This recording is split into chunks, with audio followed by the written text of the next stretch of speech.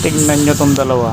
Nagkwentuhan pa to. Siguro gustong pumasok din sa may ano, bike lane. Huminto pa sila ron eh. Siguro nakasipat to. Nakatik-tik siguro na may bantay sa dulo.